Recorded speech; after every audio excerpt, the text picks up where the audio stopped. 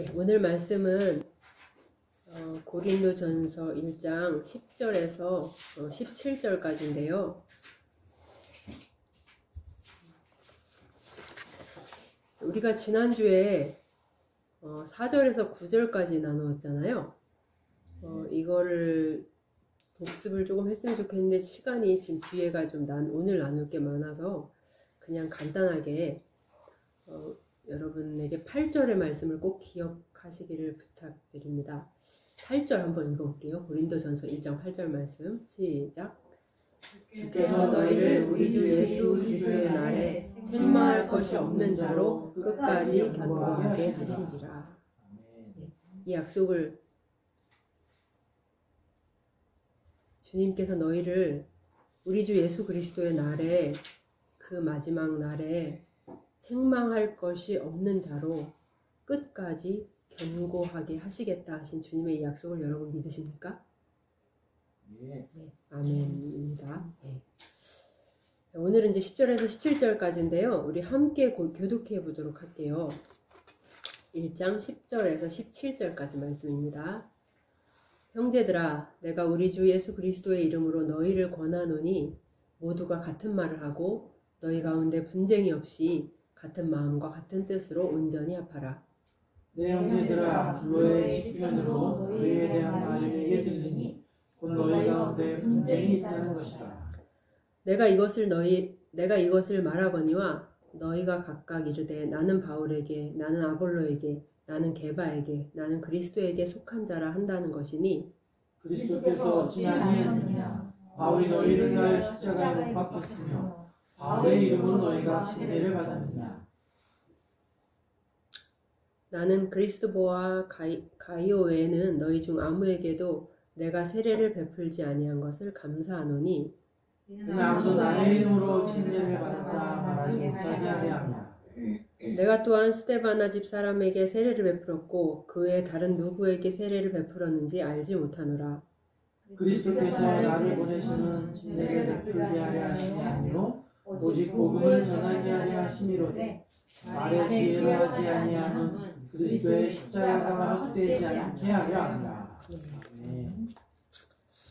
네, 10절부터 차근차근히 한번 살펴보겠습니다. 10절 형제들아, 형제들아 이렇게 부르는 것은 늘 어떤 느낌이 드시죠? 친밀한 그런 느낌이 들죠? 항상 친밀함의 표시입니다. 형제들아, 우리 주 예수 그리스도의 이름으로 권하노니. 말하고 있는 것은 바울 자신인데 주님의 이름으로 권한다고 말할 수 있는 것은 이것이 단순히 바울 개인의 그런 주관적인 견해가 아니라 주님의 가르침이라는 것을 드러내고 있는 것이죠.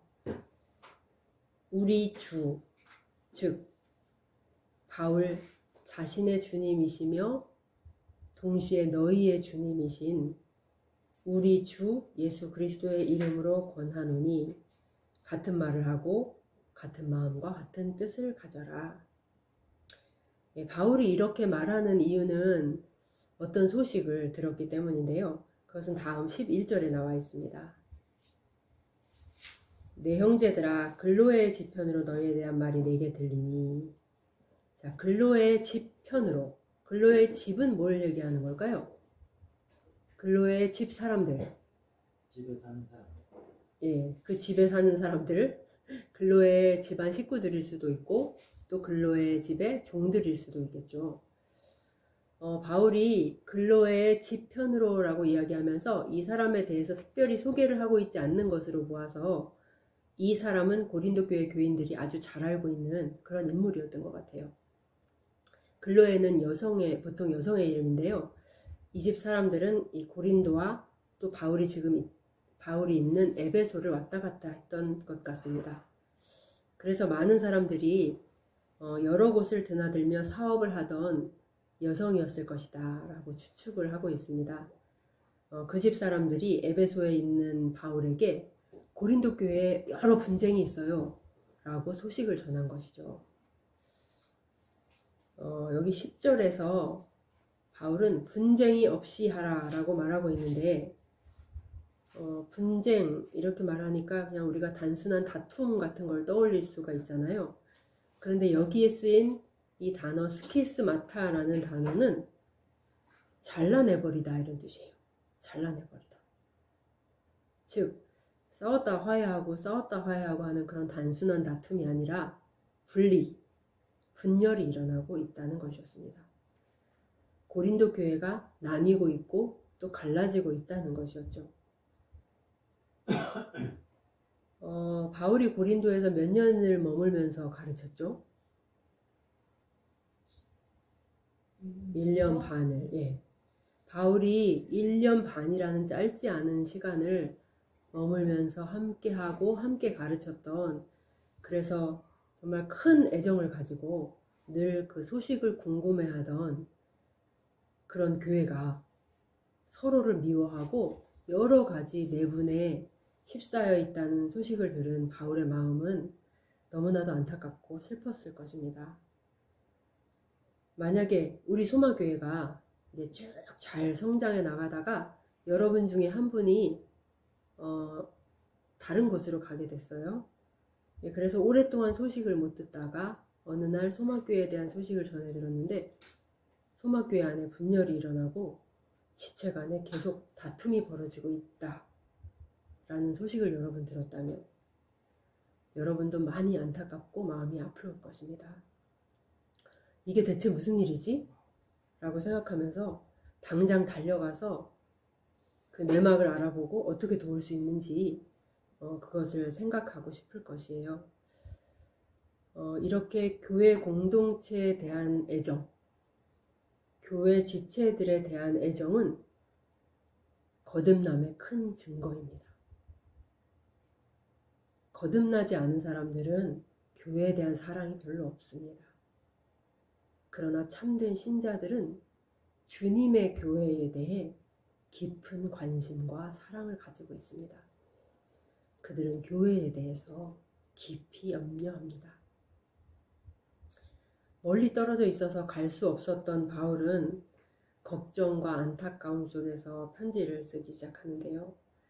형제들아, 내가 우리 주 예수 그리스도의 이름으로 너희를 권하노니, 여기서 권한다 라는 말에 들어간 단어는 그냥 이렇게 하는 게 어떻겠습니까? 라고 단순히 권하는 그런 권함을 이야기하는 게 아니고요. 강력히 권고하는 것, 탄원하는 것, 그리고 단호하게 당부하는 것을 이야기합니다.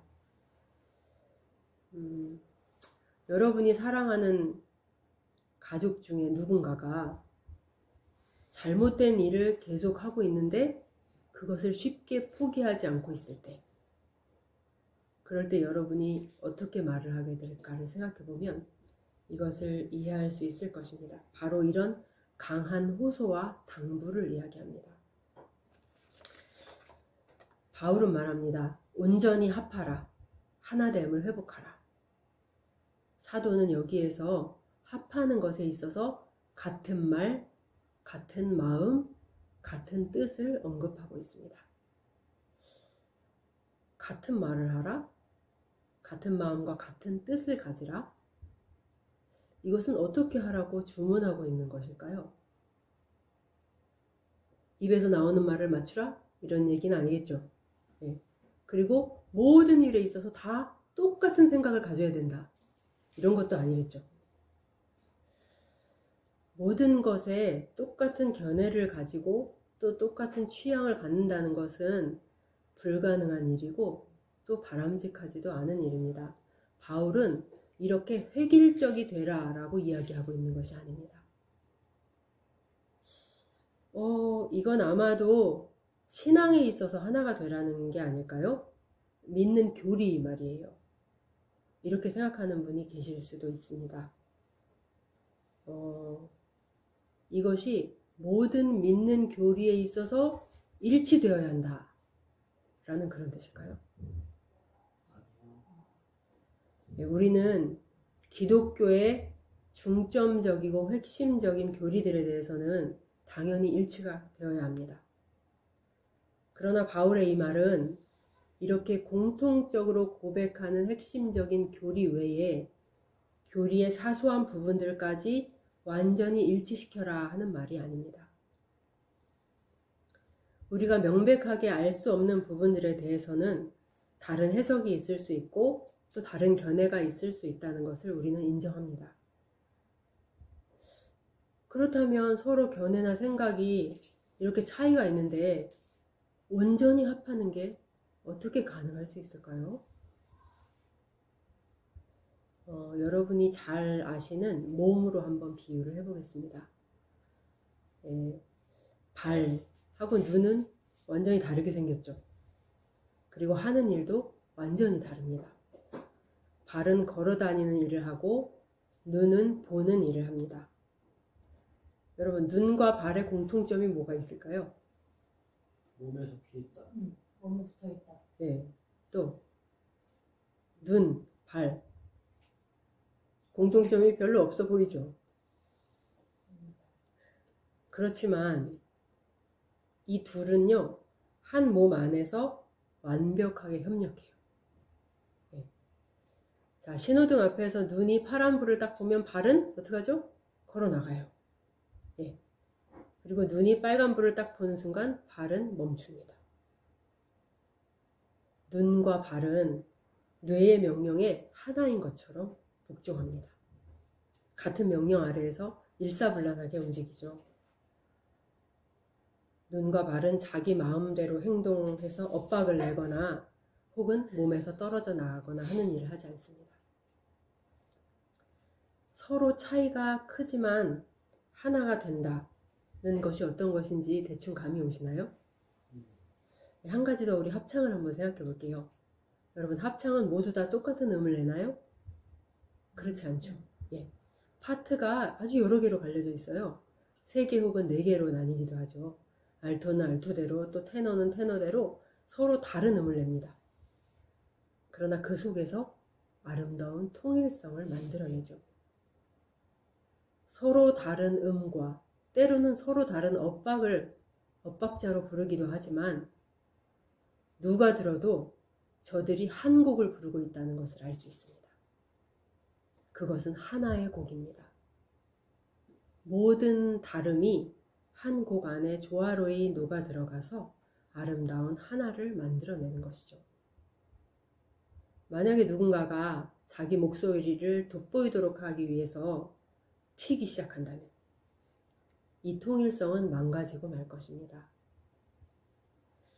아름다운 합창이 되려면 나 자신을 자랑하지 않는 것, 그리고 다른 사람을 존중하는 것이 필요한데, 이것은 하나의 곡을 아름답게 완성해내려는 공통의 목표가 있을 때 가능합니다.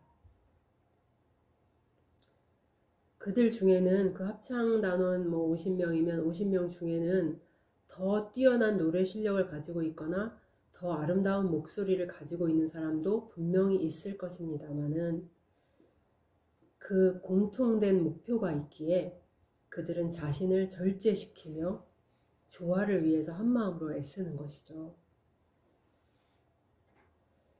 몸에 여러 지체가 있지만 모든 지체가 다 머리가 내리는 같은 명령에 복종하는 것처럼, 또 여러 파트로 나뉜 합창 단원들이 있지만 같은 목표 아래에서 조화를 위해 애쓰는 것처럼 머리가 되시는 한 주님 아래에서 공통의 목표를 향해 나아가는 것, 머리의 명령에 하나인 것처럼 복종하는 것, 이것이 바로 같은 목소리를 내고 같은 마음과 같은 뜻으로 합하는 것이며, 이로써 교회는 하나됨 안에 있게 되는 것입니다. 차이들이 분명히 존재하죠. 교회 안에 수많은 사람들이 다 얼마나 서로 다른지 모릅니다. 그러나 이런 여러 차이에도 불구하고 하나님의 백성들에게는, 하나님의 참된 백성들에게는 여전히 참되고 근본적인 일체성이 있습니다. 그들은 모두 하나님의 말씀이 영감을 받은 것이고 또 무오하고 최종적인 권위가 있다는 것을 믿고 있으며, 예수 그리스도의 인격과 그분이 하신 모든 일을 믿고 있고, 또 그분의 속죄에 온전히 의지하고 있습니다. 그리고 그들은 모두 다 하나의 목표를 가지고 있는데 그것은 바로 하나님의 영광입니다. 하나님의 백성은 여기에 있어서 일치돼요. 여기에 있어서 하나가 돼요.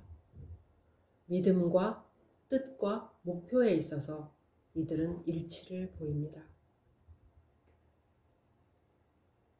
때로 서로 싸우고 갈등을 빚다가도 하나님께서 이렇게 말씀하셨습니다 라고 누군가가 말하면 그 말씀 앞에서 모두가 자신을 돌아보고 회개하고 순종하는 것. 그렇게 하나님의 백성들은 일치됨과 하나됨을 보존해 나가는 것입니다. 이 온전히 합하다라는 말로 번역된 카타르티조라는 이 단어는 원래 의미가요, 외과 수술에서 뼈를 맞추는 것을 얘기해요. 즉, 튕그러져 나간 뼈를 원래 자리로 돌려놓는 것. 이전 상태로의 회복을 의미합니다.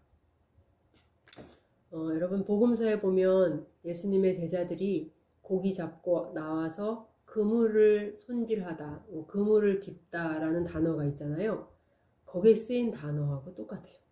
그물을 깁다 할 때. 그물을 깁는 게 어떤 거죠? 그물을 깁다.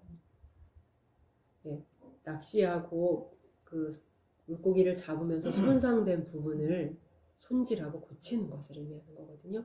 이 단어가 하파라는 단어랑 똑같은 단어예요. 그러니까 이것은 무슨 뜻이냐면 원상태로 회복하라 라는 의미예요. 거듭난 자들은요, 하나됨 안에 이미 있어요. 그들은 모두가 다 그리스도와 연합되었기 때문에 신자 상호 간에도 긴밀한 연합이 있습니다. 그래서 성경이 너희는 한 몸이다 라고 말씀하시는 것이죠. 이미 하나가 된, 그래서 서로 떨어질 수 없는 존재들이 바로 여러분이고 바로 그리스도의 교회라는 공동체입니다. 예수님은 요한복음 17장에서 이렇게 기도하시잖아요. 아버지와 내가 하나인 것처럼 저들도 하나 되게 하옵소서. 아버지와 내가 하나인 것처럼. 여러분, 성부 하나님과 성자 하나님이 어떻게 하나 되시는지, 어떻게 연합이 되시는지 그것을 온전히 이해하시는 분이 계신가요? 이것은 성부와 성자의 연합은 우리의 이해를 넘어서는 신비로운 연합입니다. 그런데 그리스도와의 연합으로 인해서 하나가 된 신자들의 연합도 이와 유사합니다. 우리들의 이 하나됨, 이 연합은 어떤 연합인가? 내적이고 유기적이며 신비로운 방식에 보이지 않는 연합입니다. 사람들은 교회 안에 여러 목소리가 나오고 그러면 교회가 하나 되지 못하고 있다 이렇게 말하고, 또 반대 목소리가 없고 단결이 잘 되면 교회가 하나가 되었다 이렇게 말하죠. 그리고 또 두 개의 교회가 통합이 되면 교회가 하나가 되었다 이렇게 말하죠. 그런데 성경이 말씀하시는 연합은 이것과는 전혀 다른 의미예요. 두 개의 교회가 하나로 합쳐지거나 혹은 두 개의 교단이 하나가 된다 할지라도 이들이 모두 같은 믿음과 공통의 구원 위에 있지 않다면 이 하나됨은 신약 성경이 말하는 하나됨과 상관이 없는 것입니다. 그것은 그저 외적이고 조직적인 통합에 불과합니다. 외적으로는 두 개의 조직이 하나로 통합될 수 있겠지만 진정한 성경이 말씀하신 연합교회의 하나됨이라는 것은 공통의 신앙, 곧 우리가 믿는 것, 우리가 주께로 받은 것의 일치 속에서만 존재하는 것입니다. 고린도 후서 6장에서 바울은 이렇게 말하죠. 6장 14절에서 16절인데요. 한번 읽어보겠습니다. 시작.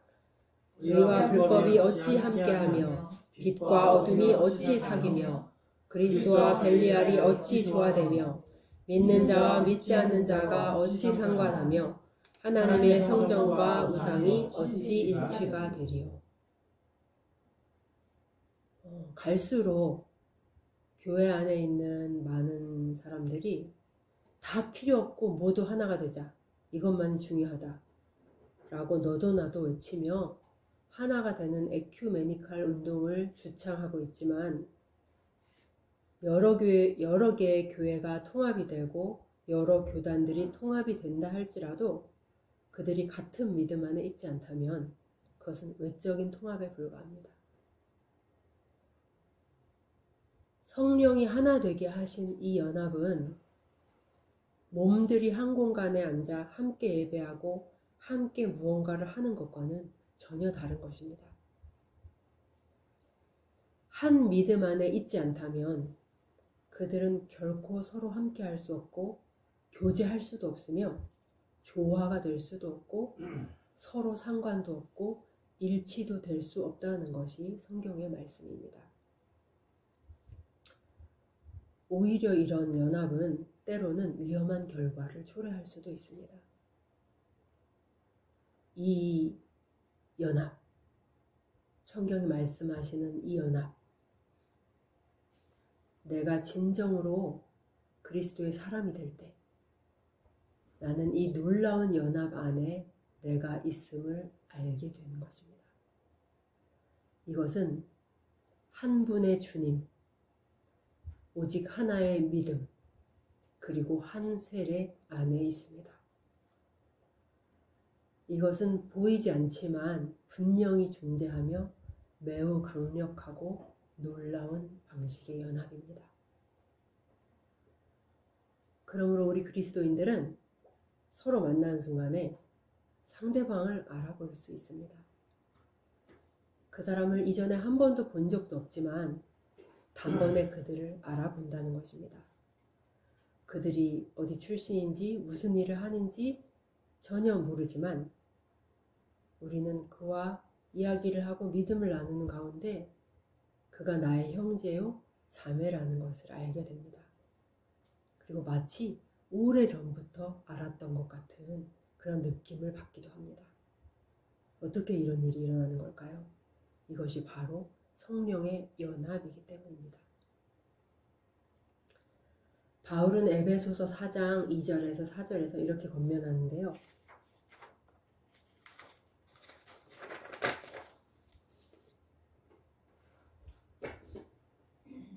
에베소서 4장 한번 읽어보겠습니다. 시작.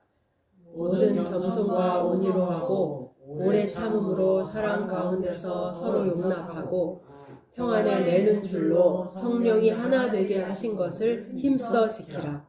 몸이 하나요 성령도 한 분이시니 이와 같이 너희가 부르심의 한 소망 안에서 부르심을 받았느니라. 네. 성령이 평안의 줄로 하나 되게 묶어주신 것을 힘써 지켜라 라고 바울은 말하고 있습니다. 이렇게 하기 위해서 무엇이 필요하다고 바울은 말하고 있죠? 모든 겸손과 온유로 하고 오래 참음으로 사랑 가운데서 서로 용납하라. 사람 사이에서 어떤 사람이 고집을 부리며 자기 주장을 강하게 내세우면 교제가 망쳐지듯이 만일 나의 성품과 인격이 잘못되어 있다면 우리는 이 하나 되게 하신 것을 지킬 수 없게 됩니다. 고린도 교회가 그랬던 거죠. 그리고 오늘날에도 이와 같은 일로 인한 분열이 적지 않게 벌어지고 있는 것처럼 보입니다. 한 믿음을 가지고 있다면 그들은 같은 마음과 같은 뜻을 품고 같은 목소리를 내는 것이 마땅합니다. 작은 차이들은 얼마든지 극복되어야 합니다. 사소하고 중요하지 않은 일들로 인해 교회가 분열되고 찢어져서는 안 됩니다. 그래서 바울은 고린도 교인들에게 말하고 있는 것입니다. 너희는 하나다. 그 하나됨을 회복해라. 12절부터 보시면 아시겠지만 고린도 교회를 분열시킨 문제가 뭐였나요? 뭐를 따라 파가 갈라졌나요? 인물을 따라서, 사람을 따라서. 바로 인물들에 대한 지나친 강조가 문제였습니다. 이것은 뒤에 이제 뒷절들을 볼 때 누구한테 세례를 받았는가 하는 문제와도 연관이 되어 있는 것 같은데요. 누가 설교를 제일 잘하나? 누가 제일 리더십과 카리스마가 있나? 누가 더 잘 가르치나? 그들은 이런 문제들에 대해서 논란을 벌이고 흥분하고 그 사람들 때문에 메시지를 잊어버리면서 사람들을 숭배하고 있었습니다. 지금 세상의 모습도 이것과 유사하죠. 이 세상도 어떤 인물을 중심으로 파당이 나뉘어요. 좀 전에 이재명 캠프에 들어간다고 그랬는데 친문, 친노, 친박, 비박 이런 것도 다 인물 중심이죠. 그런데 정치 쪽만이 아닙니다. 모든 분야에서 사람들은 어떤 뛰어난 인물을 숭상하며 그를 중심으로 팬덤을 형성하기를 좋아합니다. 그리고 나서 하는 일은 서로 싸우는 거죠. 고린도 교회 내에 이렇게 세상과 똑같은 흐름이 있었습니다. 12절을 한번 보겠습니다. 내가 이것을 말하거니와 너희가 각각 이르되 나는 바울에게, 나는 아볼로에게, 나는 게바에게, 나는 그리스도에게 속한 자라 한다는 것이니. 이들은 표면적으로는 4개의 집단으로 나뉘었던 것 같습니다. 나는 바울파다. 또 어떤 사람은 아볼로를 주장했어요. 나는 아볼로파다. 아니 나는 게바파야. 나는 그리스도파다. 서로 그럴듯한 지지 이유를 가지고 있었겠죠. 지금도 교회 안에 목사 숭배, 인물 숭배가 많이 있습니다. 우리 목사님 전국적으로 유명한 분이야. 우리 목사님 리더십이 탁월해. 카리스마가 있으셔. 우리 목사님 설교를 얼마나 잘하시는데. 설교를 잘한다는 말을 듣는 분들의 설교를 들으면 대부분 언변이 좋아요. 아마 아볼로가 이런 재능이 있었던 것 같아요. 아볼로파라고 했던 사람들이 이걸 보고 이제 거기 붙은 것 같은데요. 여러분, 말을 잘한다고 하는 것은 결코 작은 매력이 아닙니다. 여러분 정말 말 잘하는 사람 보셨어요? 정말 말 잘한다 이런 사람 보셨어요? 진짜 재밌는 얘기인데도요, 말 못하는 사람이 그 얘기하면 사람들이 잘 안 웃어요. 그런데 별로 재미도 없는데 아주 입담 좋은 어떤 사람이 딱 얘기를 하잖아요. 그럼 사람들이 배꼽을 쥐고 웃는 거예요. 교회 강단에서도 말재주가 좋은 목사는 똑같은 예화를 얘기해도 어찌나 감동적인 스토리로 잘 풀어내는지 모두가 다 눈물을 뚝뚝 흘립니다. 그리고 장경동 목사님처럼 유머가 뛰어난 목사님들 역시 좌중을 휘어잡죠. 이렇게 화술이 뛰어난 사람들은 분위기를 휘어잡습니다. 그래서 많은 사람들이 말을 잘하는 사람에게 쉽게 유혹됩니다. 매혹됩니다. 이 개인 숭배하니까 저는 김성수 목사님이 생각났어요. 그분은 내 경우에는 좀 개인 숭배가 많이 심각해 보이는데요. 이분이 2013년에 돌아가셨는데 이분이 돌아가시고 나서 지금까지 서머나 교회는 다른 목사를 초빙하지 않고 계속 고인이 된 이분의 생전 설교를 계속해서 틀어놓으면서 이분 설교만 듣고 예배를 드리고 있습니다. 그 목사님의 추종자들 중에는 다른 사람들 설교, 다른 목사님들 설교는 아예 들을 생각을 하지 않는 사람들이 참 많이 있고요. 그리고 그분의 설교의 어떤 문제점, 그분의 신학의 문제점을 지적할 때 이들을 바로 적대시하는 그런 모습들을 또 볼 수가 있습니다. 나는 김성수에게 속한 자다 라고 선언하고 있는 셈이죠. 그런데 바울이 언급한 사람들 중에는 그리스도에게 속한 자다 라고 주장하는 사람들도 있었어요. 많은 사람들이 나는 이 사람, 나는 저 사람 이렇게 얘기하니까 반대로 이런 사람들이 생겨났을 수 있죠. 다 필요 없어. 나는 그리스도파야. 그런데 바울의 글을 읽어보면 이들을 다르게 구별해서 이야기하고 있는 것 같지 않아요. 타당의 한 형태로 함께 언급하며 비난하고 있는 것처럼 보입니다. 나는 그리스도에게 속한 사람입니다. 라는 말은 언뜻 보기에는 문제가 없어 보이는데 대체 뭐가 문제인 것일까요? 이들은 어떤 분파일까요? 오늘날에도 오직 그리스도만이 나의 주인이십니다. 라고 주장하는 사람들이 있습니다. 이 주장은 옳죠? 네, 그런데 이들은 이렇게 말합니다. 우리는 그리스도만을 섬긴다. 인간적인 지도력은 필요 없다. 우리는 그리스도께 직접 명령을 듣는다. 중간에 인간이 간섭해서는 안 된다. 성령을 가진 우리는 모두가 다 평등하고 자유하다. 그들은 오로지 그리스도만을 섬긴다고 주장하면서 교회 안에 있는 모든 권위와 질서를 부인하는 곳까지 나아갑니다. 그들은 사람의 권위는 조금도 인정하지 않습니다. 이렇게 독선적이고 배타적인 태도로 그들은 또 다른 새로운 분파를 만들어내고 있는 것이죠. 바로 이 인물 숭배가 고린도 교회의 많은 분열 가운데 또 하나의 양상이었는데요. 오늘날로 치면은 목사 숭배도 그렇겠지만 이런 것도 있죠. 나는 웨슬리를 따른다. 나는 칼빈에게 속해 있다. 예, 또 다른 분열 양상은 교단을 따르는 것이죠. 나는 침례교에 속해 있어. 침례교를 굉장히 강조하는 사람들. 나는 장로교 합동에 속해 있어. 저쪽에서 또 반대판은 이렇게 말합니다. 나는 교단이 없어. 나는 평신도교회에 속해 있어. 그래서 나는 당신보다 우월해. 그래서 나는 당신과 함께 할 수 없어. 예, 이것만이 아니죠. 너무나 사소한 많은 것들이 서로 함께 할 수 없는 이유가 됩니다. 작은 차이를 극복하지 못합니다. 교회 안에 무언가가 마음에 들지 않거나 나와 다르다고 생각하면 쉽게 떠나버리고 또 두 파, 세 파로 갈라서는 것이죠. 세상처럼요. 세상은 어떻습니까? 쉽게 친구 관계를 끝내고 쉽게 카톡을 차단하고 또 부부간에도 쉽게 별거를 하고 쉽게 이혼을 하는 요즘 세상. 겸손과 온유와 오래 참음이 없는 세상과 똑같은 모습이 교회 안에 너무나 많이 있습니다. 교회가 세상을 닮아 있는 것이죠. 그들은 말합니다. 아, 나는 무거운 설교 싫어.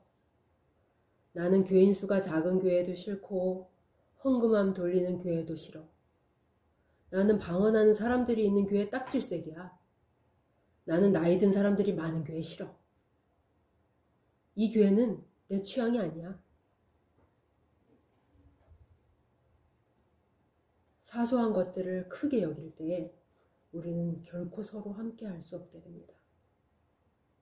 나누어지고 찢어질 수밖에 없는 것이죠. 여기 있는 저 자신도 또 우리 모두도 조심하고 경계해야 할 부분이라고 생각합니다. 우리가 교회 안에서 나 자신의 취향, 나 자신의 색깔만을 주장하고 있다면 많은 다양함과 서로의 차이 앞에서 겸손함과 온유함을 잃고 있다면 우리가 차이가 있는 형제 자매들을 사랑 가운데서 서로 용납하지 못하고 오래 참아주지 못한다면 우리 역시 성령께서 하나 되게 하신 것을 지키는데 실패하고 언제든 분열할 수 있을 것입니다. 우리 모두는 서로 다 다르고 크고 작은 차이들이 항상 있기 때문이죠. 참된 교회가 여기 있는 우리가 사소한 것들을 이유로 갈라지고 분열하고 나가고 하는 것들은 결코 작은 잘못이 아닙니다. 이들에게 바울은 말합니다. 13절인데요. 그리스도께서 어찌 나뉘었느냐. 이것은 이런 말이죠. 교회는 그리스도의 한 몸인데 너희를 보니 그리스도께서 갈기갈기 찢기셨구나. 그리스도께서 여러 조각으로 잘려버렸구나. 결코 일어나서는 안 될 일, 그리고 일어날 수 없는 일이 너희에게서 지금 일어나고 있다고 바울은 말하고 있는 것입니다. 그리스도가 찢어진다는 것. 여러분, 누군가가 여러분을 집으로 초대해서 갔는데요. 그 사람이 여러분에게 들어오라 그러면서 근데 다리는 바깥에다 두고 오세요. 이렇게 말한다면 여러분은 뭐라고 말하시겠습니까? 그럼 나보고 들어가지 말란 얘기죠? 이런 얘기로 들리시겠죠? 사람더러 밤만 집에 들어오라고 말할 수 없는 것처럼 그리스도도 결코 나누일 수 없는 것입니다.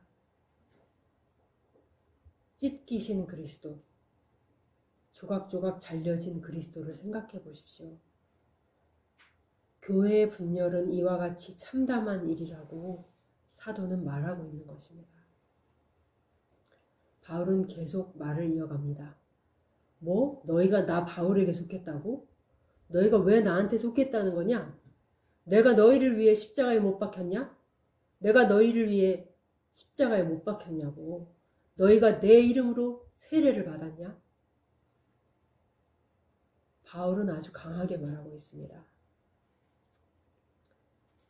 그리스도의 이름으로 세례를 받는다라는 표현은 원래 원어는요, 이름으로가 아니라 이름 안으로예요.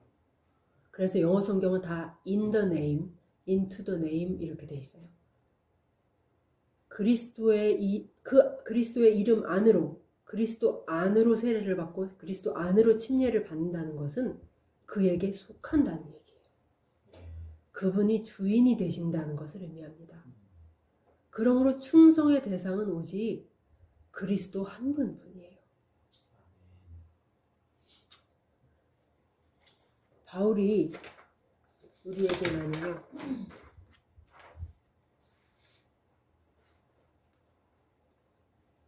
바울이 너희를 위하여 십자가에 못 박혔으며 바울의 이름으로 너희가 세례를 받았느냐?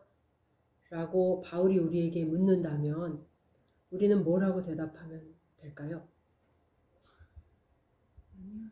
No! 대답해 보십시오. 당연한 걸 물어보니까. 당연한 걸 대답해 보십시오. 당연한 걸로 이렇게 갈라지지 않습니까? 바울이 아무리 위대한 사도라 해도 우리를 위해 못 박히신 분은 오직 그리스도시요. 우리는 모두 다 그리스도의 이름 안으로 침례를 받았습니다. 그분만이 우리의 주인이시며 우리는 모두 그분께만 속해 있습니다. 라고 말할 수 있을 것입니다. 이 찬양이 생각났는데요. 내가 속한 분 예수, 내가 믿는 분 예수, 삶의 이유 되시네, 내 노래 되시네, 전심으로. 내가 속한 분은 오직 예수 그리스도.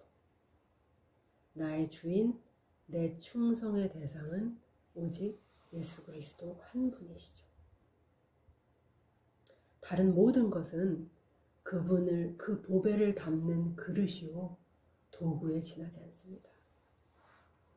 오직 예수 그리스도만이 교회의 믿음과 하나됨의 바탕이 되실 수 있습니다.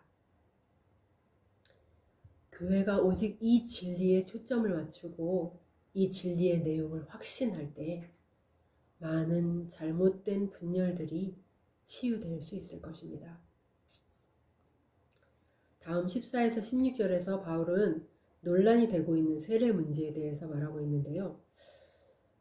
이 세례, 누구한테 세례 받았다 이런 게 자랑이 되나 봐요. 나는 오카는 목사님, 이래봬도 오카는 목사님한테 세례를 받았어. 이런 게 자랑이 되나 봐요. 근데 종종 또 목회자들끼리 이런 걸 자랑거리로 삼는 경우가 있대요. 나는 150명에게 세례를 줬다. 나는 500명이 넘는 자에게 세례를 베풀었다. 이렇게 또 자랑을 삼는 경우들이 있나 봐요. 예. 누구에게 세례를 받았든 아무리 많은 사람에게 세례를 줬든 이 모든 것은 결코 자랑거리가 될 수 없죠. 바울은 오히려 세례를 많이 주지 않은 것에 감사하고 있습니다. 네, 다음 17절인데요. 그리스도께서 나를 보내심은 세례를 베풀게 하려 하심이 아니요 오직 복음을 전하게 하려 하심이로되 말의 지혜로 하지 아니함은 그리스도의 십자가가 헛되지 않게 하려 함이라. 나를 보내심은 무엇 때문이라고요? 오직 복음을 전하게 하려 하심이로다. 여러분, 우리도 때로 복음을 전하기도 하고 말씀을 누군가에게 가르치기도 합니다. 그렇죠? 교회에서, 직장에서, 가정에서 말이죠. 그런데 바울은 복음을 전할 때 이것을 주의하라고 말합니다. 그 무엇인가요? 예, 말의 지혜로 복음을 전하는 것입니다. 왜냐하면 이렇게 할 때 그리스도의 십자가는 헛된 것이 되고 말 것이기 때문입니다. 여러분, 말의 지혜로 복음을 전한다는 것은 어떤 것일까요? 반대로 말의 지혜로 하지 않는다는 것은 어떤 것일까요? 말의 지혜로 복음을 전한다. 그러면 말의 지혜로 하지 않으려면 복음을 전할 때는 어눌하게 말해야 된다는 그런 말일까요? 조리 있게 말할 필요가 없다는 그런 말일까요? 그런 말이 아니죠. 공동 번역에는 말재주라고 번역이 돼 있어요. 예. 즉 말의 재주를 부려서 전하는 것을 화려하게 장식하는 것을 의미합니다.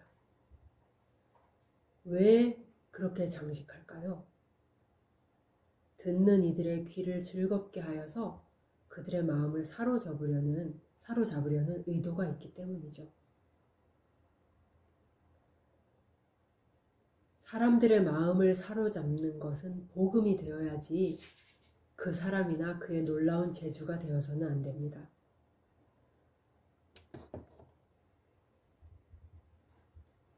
그렇지만 우리는 늘 주인공이 되기를 원하죠. 그래서 복음이 달려가는 길을 종종 가로막습니다. 사람들을 사로잡는 어떤 말 재주나 어떤 탁월한 웅변 기술이 있다는 것은 우리도 잘 알고 있어요. 여러분도 어떤 정말 마음을 움직이는 그런 웅변 연설 같은 걸 들어보신 적이 있을 거예요. 과거에 뭐 히틀러의 그 참모 그 사람 이름이 뭐죠? 괴벨스인가? 이 사람이 한번 연설을 하면 그냥 사람들이 다 온 목숨을 다 바치면서 전쟁터로 달려나갔다 그래요. 이 정도로 어떤 그 말의 기술에는 힘이 있습니다. 그 사람의 마음, 감정 속을 깊이 파고 들어가서 그 사람의 마음을 움직여 놓는 것이죠. 그렇죠. 그런 사람들도. 그렇죠. 그런 사람들이 한번 와서 진짜 그 입심 좋은 그 말솜씨로 자중을 휘어잡으면 사람들이 이제 다 갖다 바치는 것이죠. 그 전에 목사님이 얘기할 때는 꼼짝도 안 하던 사람들이. 자, 그런데 이 웅변의 기술, 이 말의 재주는요, 사람들의 감정을 파고 들어갈 수는 있어요. 그런데 이것이 결코 건드릴 수 없는 영역이 있어요. 이 사람의 기술은 결코 영적인 깊이로는 들어갈 수가 없어요. 이것은 사람의 능력으로 터치할 수 있는 영역이 아닙니다. 그런데 많은 사람들이 착각을 하는 것이죠. 그래서 많은 경우에 사람들이 복음을 전한다고 하지만 복음의 능력이 나타나지 않는 것입니다. 그래서 우리는 내 자신의 명석함이나 내 자신의 어떤 재능을 나타내려고 하는 모든 유혹과 충동을 버려야 합니다. 듣는 사람들의 귀를 즐겁게 하고 마음을 얻으려는 의도를 완전히 버려야 합니다. 성령은 안타까운 마음으로 기도하는 가운데 복음을 외치는 자와 함께 하십니다. 내가 죽고 오직 그리스도만을 나타내고자 하는 복음 증거자를 통해 역사하십니다. 듣는 사람들도 마찬가지예요. 고린도 교회에도 이렇게 말하는 사람들이 있었죠. 아유, 바울은 말이 시원찮아. 저기 저 운변술이 대단한 사람들을 보라고 좀 저렇게 멋있게 말할 수는 없는 거야?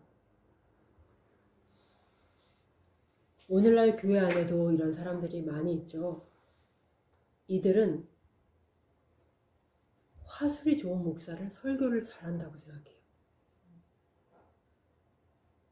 우리의 마음을 감동시키고 편안하게 해주고 귀를 즐겁게 하는 그런 이야기들을 듣기 원합니다.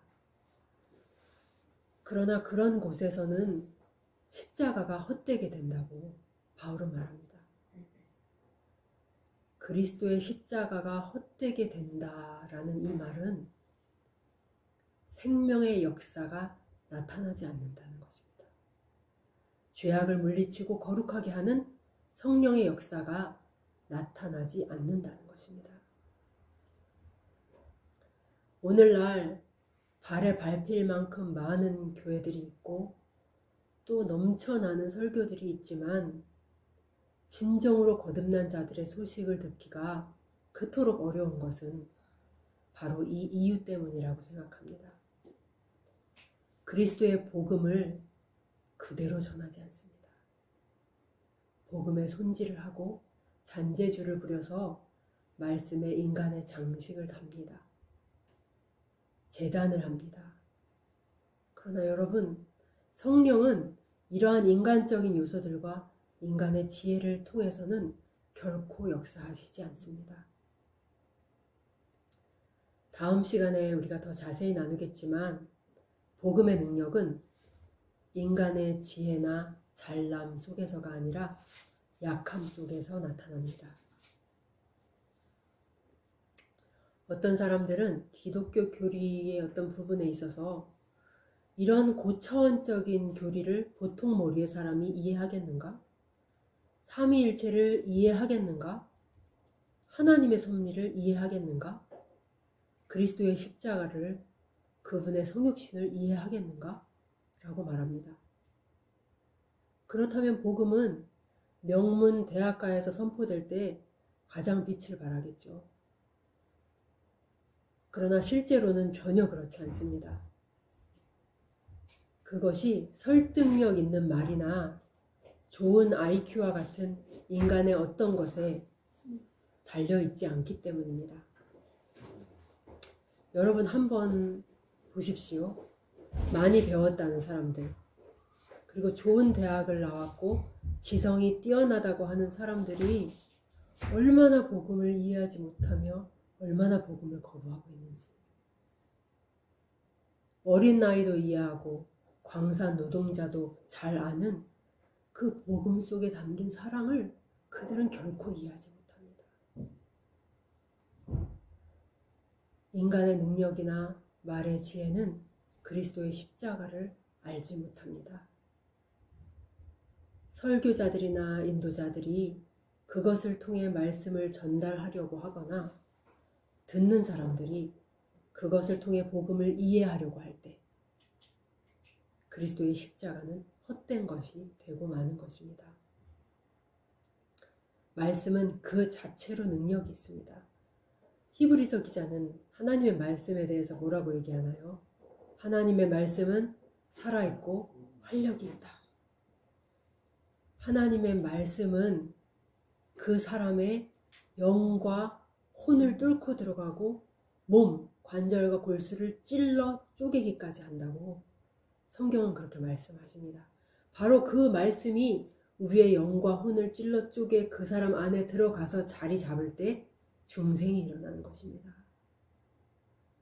하나님의 말씀은 그 자체로 엄청난 능력이 있습니다. 바울은 이 사실을 너무나 잘 알고 있었기에 결코 자신의 말솜씨로 재간을 부리려고 하지 않았던 것입니다. 그러므로 우리는 이렇게 말할 수 있겠습니다. 심리의 요한이 말했던 것을 이제 본따서 얘기하는 건데요. 하나님의 말씀은 흥하여야 하겠고 설교자들은 쇠하여야 하리라.